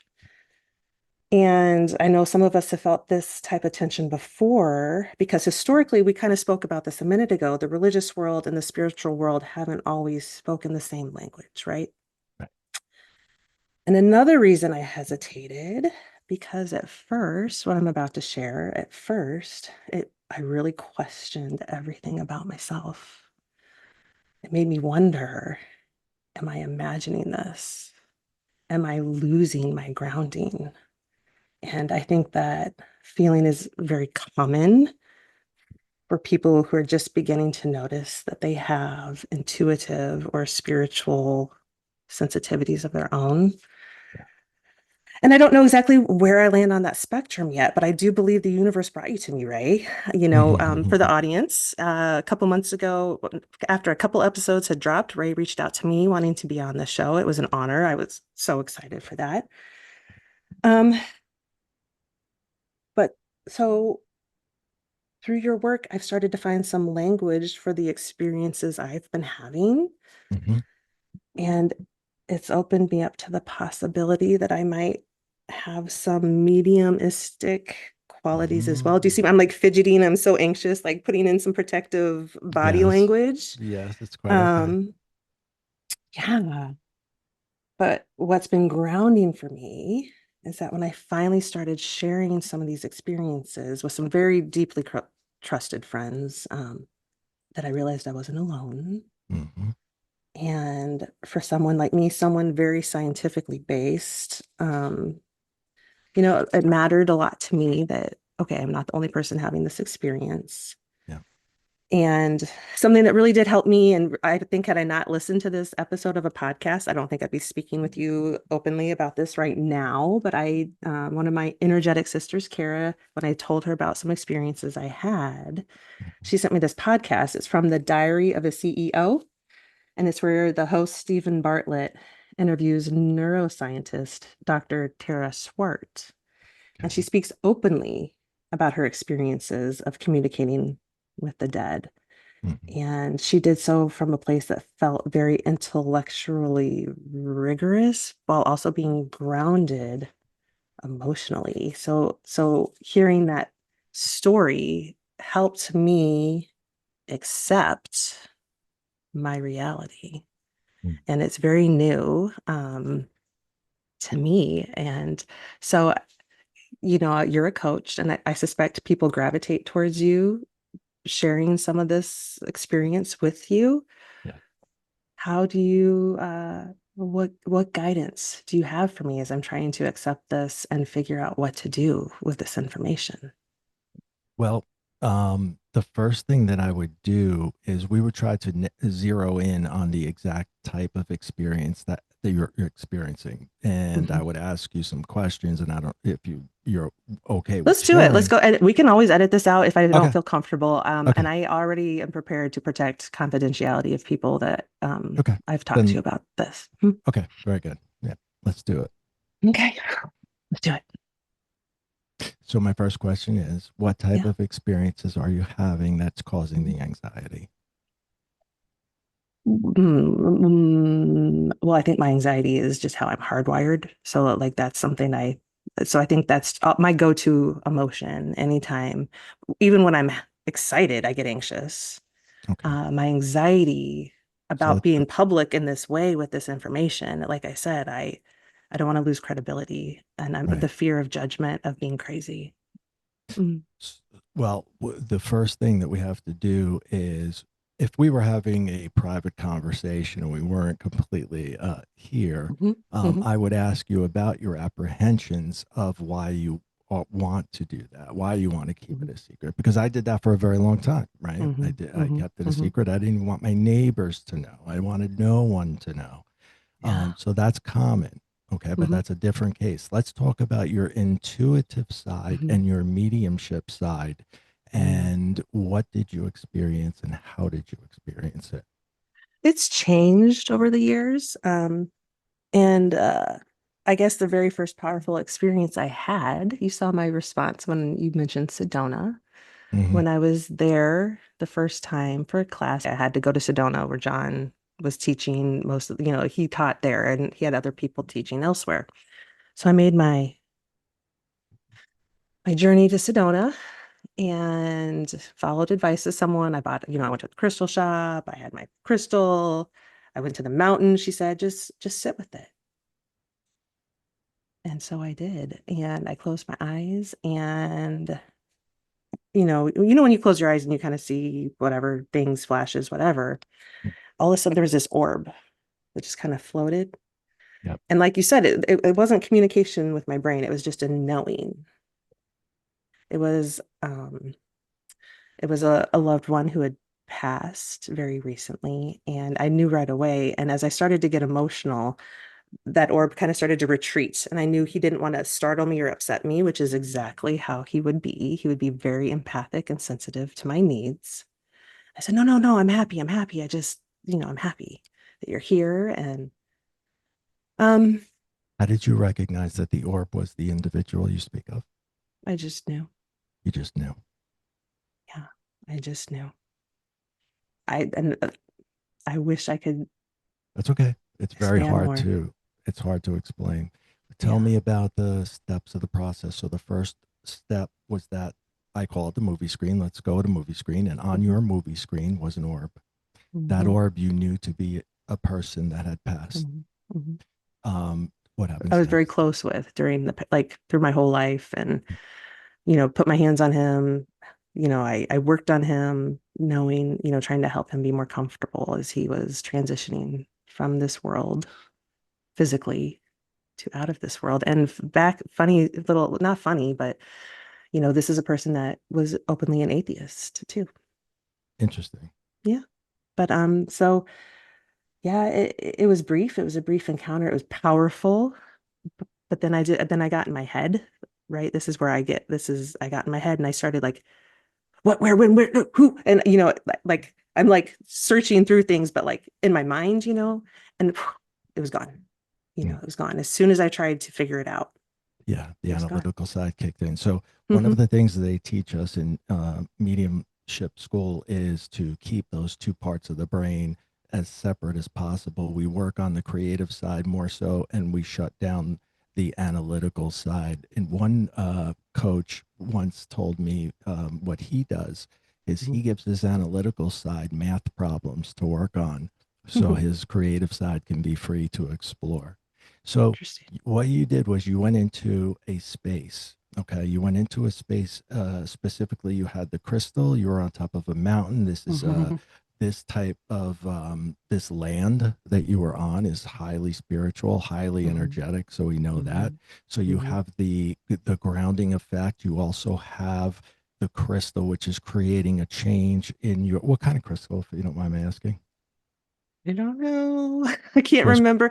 I've it was learned a little bit quartz. about crystals, but I don't. Oh, it was quartz? You Yeah, don't? Okay. that's what I see. That's I what I see. I I think could be that's wrong. true. No, I Okay. think you're right though. All right. Because It's beautiful. I'm looking at you. All right. So you're Mm. sitting and I can see you sitting there and you have the crystal in your hand and you're creating a space where this can happen. And that's one of the biggest parts of if you want to do this again, which I imagine you do, is you want to recreate that space. And that Mhm. space is in here. It doesn't have to be in Sedona, but it was for the first time it Mhm. was because of all the different things that you were utilizing the crystal, the land, etc., the space you're in. You want to recreate that space where the movie screen can show up, Mhm. and it will show up. And that happens through meditation. Mhm. And I have various meditations that I will give you. I'll send this to you off camera and you can Thank you. utilize them to get into that space. They have different frequencies that you won't hear, you won't notice, you'll just be listening to what you're listening to, which sounds like music. And then underneath, there's going to be specific frequencies that are going to start to change your brainwave state. The best brainwave state for connection is theta. Yeah. Theta Mhm. is if you were ever hypnotized, the hyp, um, the hypnotist tries to get you into a theta state. Why? Because they can speak directly to your subconscious mind. Mhm. Mhm. This is the area that can make that connection. But we always use our subconscious mind to go to the ego, and the ego tells us here's the analytical part, comes in and says, this isn't real. Don't you look silly right now. Just put that crystal down, yada, yada, yada, takes you out of your head. Boom, it's gone. Right? Yeah. Okay. I have So, an incredible therapist who uses theta healing. Her name's Joyce Stewart, and it's been incredible. So that's an experience, a similar experience that I've had. Yeah. and Mhm. you'll be in the theta state. If you think about it, when you wake up, when you're dead asleep, you're in delta. Then the next level up is theta. When Mhm. you go to sleep, you go through theta to get to delta. As adults, we find it difficult to get into theta nowadays because as adults, we don't really use it. We go right from waking up to zoom, alpha, gamma. There we go. We're off to the races. But when you wake up slowly, if you pause, you're already in theta. So I always Mm. say meditate when you first wake up, Okay. meditate right before you go to sleep because you're going to go through theta anyway. You don't Okay. have a choice. Okay. And Yeah. utilize those 2 times of day. That will increase your chances of recreating this, making it more easy and accessible to you. Yeah. Then we'll start to get into what you're seeing, how you're seeing it, and the interpretations. Things will come, like you said, it was just knowing. We will Mhm. build on that and get you to a place where you start to visualize. There'll probably be items because, again, we have to remember things are coming across not as words. We can't speak words, but I can show you a picture, or they can show you a picture that has an effect on you so that you can interpret what they're trying to say. So if I see a rose, you start to build a vocabulary. If I see a rose, I know that means love because that's what it Mhm. means to me. That doesn't mean Mhm. that's what it means to you. So don't go out and pick up a book that says everything this is what this means. That's not true. You have to build your own vocabulary. Some people might see the color red and think of hearts and love. And another person might see red and think it's blood and gory. So it's Right. completely different. But they know what you're going to interpret as what, and they'll start showing you. items. Yeah. And then you'll start putting together the message based upon the items. And I I'm, think another thing I wanted to validate for you is a lot of people see orbs. They're not unusual, mhm, especially as a first sighting. It's mhm, not mhm, always a person. Remember, I told you I saw mhm, energy, but it was a mhm. long time before I saw it in human form. Yeah. So it doesn't have to be a long time for you. That's because I rejected it and I pushed it away. But we often see other things first before the energy takes Mm. any type of human form. So you can get there. We can talk Yeah. about it. Well, and it's, you say that it's interesting because I've, done a lot of reflection on all of this. And when I was a child, I just remember laying in bed, closing my eyes and seeing all kinds of beautiful things. Mm. And then realizing that at some point in time that got shut down. I have multiple reasons why I feel like my spirit was crushed, and unable to hear some of these things. It Um, does. yeah, That's but through exactly what happens. therapy and different forms of healing, I think it's helped me to clear. But on what you were talking about being shown things, Mhm. now this is what I want to share with you, and Okay. I need to be very careful because this involves someone, another person, that I've known a long time. And looking back to college, where his mom was trying to communicate to him through me at that time. And we've had that realization now, someone that I've reconnected with. Mhm. Um, but the experience I had through speaking to him and having her show me some things that helped me validate the experience. Yeah. For example, I said, okay, but listen, can I talk to you about something? I keep seeing this like peach chipped nail polish on a hand. He's like, oh, she would have hated the nail polish they put on her at the funeral home. I was like, okay, well, There you that's go. what she was showing me. Um, and then also, uh, there were some things that happened with this experience, where I learned that I can't project my shit or whatever it is in my brain, my Yeah. perception or my emotional Yeah. baggage. I have to be careful not to project that into what I'm trying to see or hear or what they want me to communicate to their loved one. That's something Absolutely. that has been a challenge for me, right? Like projection in general, that's a habit I've been trying to break. We all Um, do it. I mean, right. you learn it in psychology, you learn it in coaching, you learn it in in mediumship. We're always told, keep yourself, keep your own shit out of it. Mm-hmm. But it's difficult to do that. It is. But Mm-hmm. if spirit believes in you enough to give you that opportunity, then they believe that you have the ability to do that Yeah. because they have other mediums they can choose. They don't need to choose you. Well, and So if they then, put their trust into you, you're able to do this. well, thank you. That's validating. And through this process, and it's been ongoing, at one point I was telling my friend, like, oh, protect, she's trying to protect, there's protection. He's like, what do you mean? I was like, I don't know. Maybe she was trying to protect you. I don't know. I don't know what this means. Well, I've come to realize she was, I think, trying to teach me how to do this, telling me to protect myself. Mm. Like you need to protect yourself while you do this work because I had that experience you had of I had another experience that just drained the life out of me. Yeah. I you know and that was probably the most powerful experience of me trying to get that information communicated, Hmm. to someone here on this earth. But then another experience I had later helped me realize, like, oh, she was teaching me to protect myself. Another loved one that I know, who passed recently, my aunt passed recently, was communicating to me, and I started to feel that emotional overwhelm, and I just shut it down. I shut down the emotion Right. because I'm an empath. I have a very strong emotional response. You I have to could be shut able that to. down, Yeah. but still receive the message and do, kind of like, compartmentalizing those things. Well, that's phenomenal because that is what I struggled with. It, And it's hard. sometimes, Yeah. yeah, yeah, sometimes the message is so overpowering, so overwhelming that it can really just interfere with our lives. And that's why Hmm. I started by saying, I respect the mediums who do this type of work on a day to Hmm. day basis because they see a lot of bad stuff. I mean, you can't. I've watched suicides over and over and Mhm. over again, and I've watched people do horrible things to other people over and over and over again. It's not easy work. Yes, they do come through sometimes with love and passion, and you're just like, I'll share with you a story. The chip Mm. now, to address that really quick, that's called evidential mediumship, and that's when It's called the what? evidential.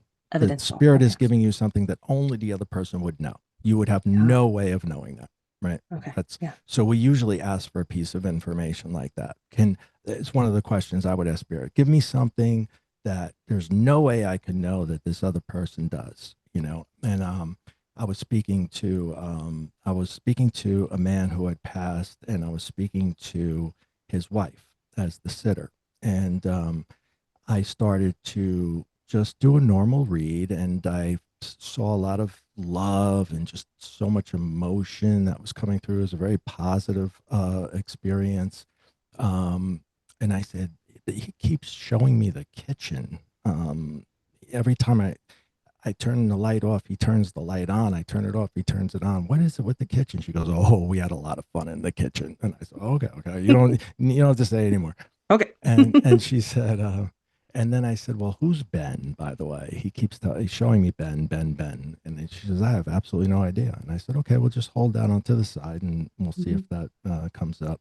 And I went through other things. I said, "He showered you with gifts?" And she's like, "Yes, he was very, always did that." And I see him like, flowers and candy. It's not literal, right? But what that means to me is that he was a gift, a romantic who always brought gifts, which he was. And at the beginning, I forgot, I skipped over this. He was very Mm. young, so I couldn't identify if it was romantic love, Mm. but he was young, like Mm. really much younger than her. So I was like, do I say it's a son or do I say it's a husband? Because I feel the love of a husband in a son. I was thinking this is going to be a weird Mm. one. You know what I Mhm. mean? Mhm. So I was Mhm. said, um, he's kind of young. She goes, "Oh, yes, I married a much younger man." And I was like, "Oh, thank God." Right, exactly. Thank God we weren't going down that other path. Yeah. So then we're addressing Ben, and I said, I know who Ben is. And she says, "Who?" And I said, "It's not a who, it's an it. It's Ben and Jerry's ice cream." She goes, "Oh Mhm. my God, he had to have ice cream for dessert after every meal. Every time we had dinner, he had to have ice cream. He was so picky about his ice cream." And I was Yeah. like, "Thank you very much." And, yeah, Yeah. So it sounds like you're getting messages to validate the experience, but then I can't remember where I read this. I was just looking, trying to find it in my notes, but I think I read something about you where you get messages of regret. People are mm, trying to give you messages of regret. a Is lot. that common? The most common is regret. Mm. They want to come through and say they're sorry for Mhm. something they did or didn't do. I mean, Mhm. that's the most common. If you're on the other side and you get one chance to come through to say something to somebody, very often than not, it's, "I'm sorry that this happened." Mhm. Whatever the it is none of my Mhm. business. Sometimes I get it, sometimes I don't. But the point is, they want the sitter to know they're very sorry that that occurred. That's a deep emotion that I have to carry for a while. Mhm. So it's there's always a regret in there. There's always some form of regret. And it's with love. I mean, it comes with Mhm. love, but at the end of the Mhm. day, it's something regretful. I'm sorry I Yeah. didn't do this enough. I'm sorry I didn't do that enough. I'm sorry I didn't say I love you enough. Mm. And so I started like this policy in our house. No one leaves without saying I love you. I don't care if my wife and I are fighting and she'll go F you, I love you, and leave. You know what I mean? Like there's no leaving without saying I love you. That's it. That's our thing. That's our rule with my kids. I could be upset with them and I'll be like, "All right, we'll talk about this later. I love you." And because I don't know when the last moment, my last breath is going to be. I mean, I've seen it so many times. I know it's Mm. coming. Yeah. So when it comes, I'm not going to come. I'm not going to be that guy who comes through with the regret. I'm Right. not. When I'm we not going to be when that we guy. take our last breath, we have to be at peace Yeah, with what we've done here. that's right.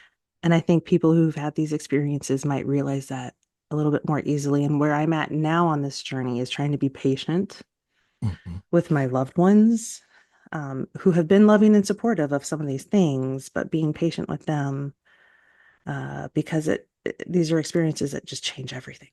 Yeah, they really Yeah. are. They're Yeah. life changing. Yeah. Well, Ray, these are life-changing experiences, and I feel like you are doing life-changing work with people. This felt like a mini coaching session with Dr. Ray Catania here. So Thank you. I Thank you very appreciate much. oh yeah, I appreciate, a lot of the work you do. You did work, you sat here with me, you held space, and that can be hard to do, but you're beautiful at it. But the work you did, all that work you did in the past, Mhm. that's the work, Mhm. the hard stuff that you are using now to help me. Mhm. Thank you so much for saying that. I definitely put everything into the book. I didn't hold back, and Mhm. both books really have a lot of my own personal traumas and things of that nature. But that was the only Mhm. way that I could get the point across. And if I can do it, anybody can do it. I'm no different or special or anything like that. And that's Mhm. kind of a big point that I want to make. You can do it. Yeah. Anybody can. So the book that I was familiar with is the book I mentioned at the beginning, that The you sec are still alive, now act like it. that's post spiritual awakening, and Mhm. in that book has a lot of the lessons that I've learned and I took away. The first book is The Atheist and the Afterlife, and that is Mhm. the story of me going through this process myself and having the spiritual awakening.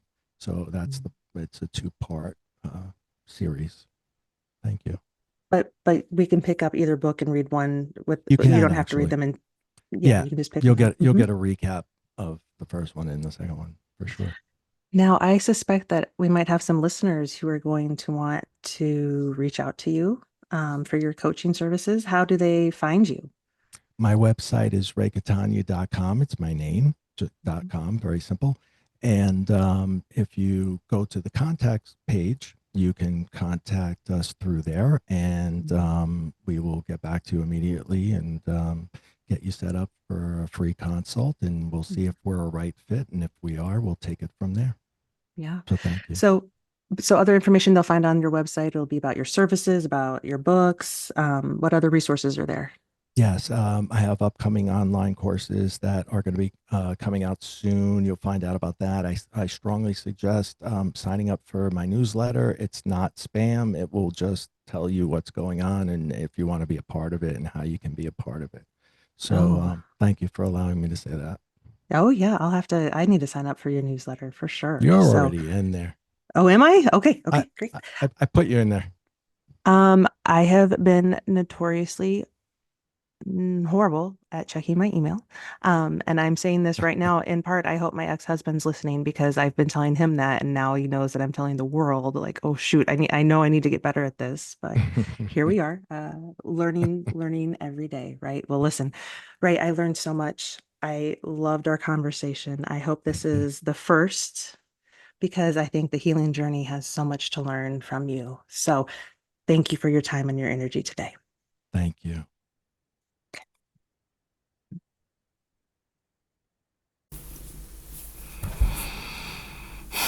Wow, what an experience for me to be able to start my own healing journey with my new mentor, Ray Catania. As we wrap up today's episode, I want to acknowledge the courage it takes to share a story like Ray's.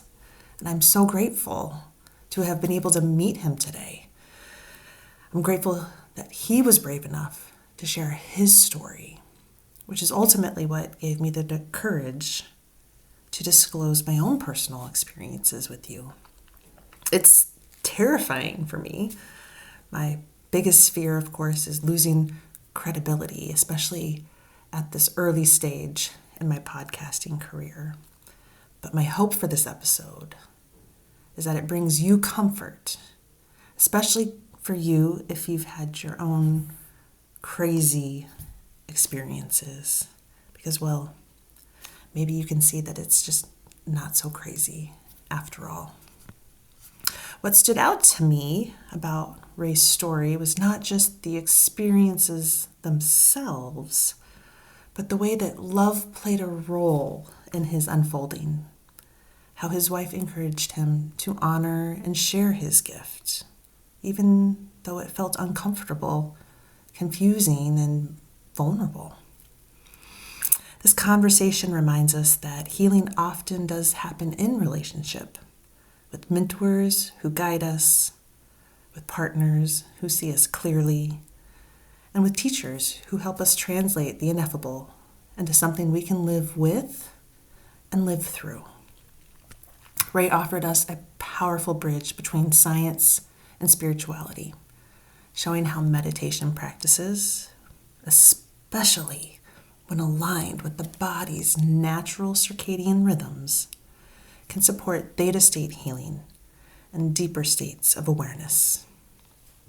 But perhaps most importantly, he reminded us that our perception of experience matters, and that becoming one with the light isn't about escaping the body, but about inhabiting it more fully, more gently, and more consciously.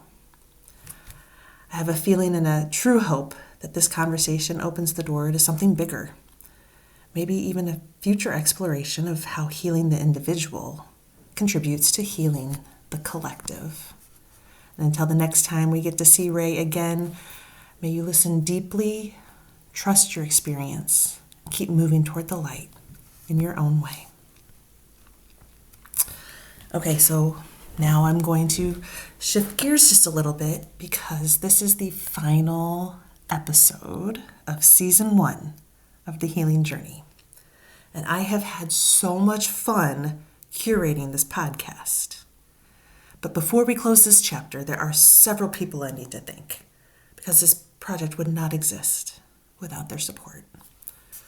First and foremost, my man, Jake Seebach of Power Align Coaching. Jake is not only my coach, but also the executive producer of this podcast. And we finished out the season bringing on our new incredible producer, Sarah Bland of Enter Peace.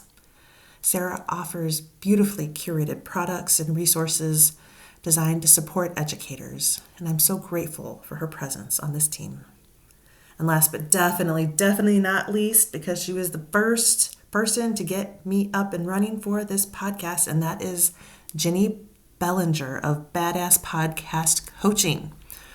Her course on monetizing your podcast completely shifted my vision and helped me find sustainable ways to support this project. You can find all of their information along with the contact details for the many clinicians mentioned throughout this episode in the show notes. And as I've shared before, this podcast is just one piece of a much larger passion project. I am working hard to bring an online health and wellness platform to life, one that is both functional and beautiful. Huge shout out to Chris Odell at Xander eSolutions for helping us fine-tune this product. Soon, you'll have access to our educational resources designed to help you better navigate the health insurance world, as well as resources for clinicians who want to build private practices of their own. I truly believe clinicians must begin reclaiming the work that we were trained to do, work that is so often restricted by the constraints of our current healthcare model. Very soon, you'll also find information about healthful products on our platform, including Impact Health Share. This is a product that I chose in place of traditional health insurance, and it has saved me time, money, energy, and stress. And if that resonates with you, keep an eye out at thriveeverywhere.com. And if you want the most up-to-date announcements about our company, please follow me on Facebook at Thrive Everywhere, on Instagram at Thrive with Cato, or on YouTube at Thrive's Healing Journey. Please like, share, subscribe, whatever calls to you, because your engagement directly supports this mission. So, this is a time where I'm looking back on this first season, and I am deeply grateful for the conversations and experiences we've shared. Of course, one of the most fun moments was interviewing one of my favorite rock stars, Fred LeBlanc, in episode 4. I'm incredibly inspired by the conversations I had with both Todd Kenny in episode 7 and Sonia Valab in episode 10. But the episode that's weighing most heavily in my heart right now is episode 8, Healing from Homelessness. It's on my mind, especially because this morning I volunteered my first shift leader shift of the season with the overnight warming location in my hometown of Edwardsville, Illinois. It was a hectic shift. It was exhausting, emotionally charged, and lots of human needs that were brought up today. So the overnight warming location, or the OWL, as I refer to it, they have activated 19 times already this season, meaning that each of our 3 teams has activated at least 6 times. And we're projected to activate for the next 7 or 8 days straight. Let me tell you, this work takes a toll, not just on our guests who are tired of moving, tired of being shuffled around, but also on our volunteers. This is all volunteer work. We have jobs, families, our own mental health journeys. Now, today I heard frustration from guests about why we cannot stay open 24 hours in such dangerous weather. So today is a snowstorm coursing across the nation. We are not the only city dealing with this. But the truth is, the only option that we had for our guests today was for our volunteers to use our own resources to shuttle guests to the only daytime warming center available, which is another volunteer-run organization in a neighboring town. Some of the other options in our community, such as the YMCA and the library, and some of the stores and businesses that are used as warming locations, they're all closed because of the snow. And we could not just put those people out on the street. So we coordinated ways to get them rides to where they need to go. So this brings me to this question. Where is our government? The government that takes our tax dollars for use to support the community? At the federal level, at the local level, where is our government? In this case, I'm especially hopeful that our locally run public systems will step in with funding, time, tangible resources to help keep their constituents alive.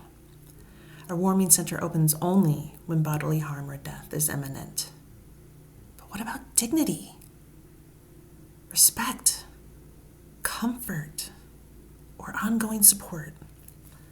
We are simply a Band-Aid for a program that requires life-supportive surgery, and we need help. Yes, I'm grateful that our city council stopped trying to prevent us from operating, which was part of our story 2 years ago when they were fining us and threatening legal action. So I'm grateful that they stopped interfering with churches opening their doors. But now I have a call to action for the city of Edwardsville. For all of you listening, please email your city council members and ask them to provide more resources to the overnight warming locations that are offering life-sustaining support to people in need. I have included the names and email addresses of our city council members in the show notes, along with the mayor. Art Rasavi, I'm grateful for the support that he showed us a few years ago. I believe he turned the tides when it was not headed in our direction. I'm so hopeful that his leadership will once again hear the urgency of this moment. But finally, thank you. Thank you for the encouragement, the kind words, the shares, the listens, and the trust. My hope is that the healing journey continues to be a place where you can find helpful, practical information that empowers you to shape your own healing path. So until next season, don't forget to take care of yourself. Happy healing.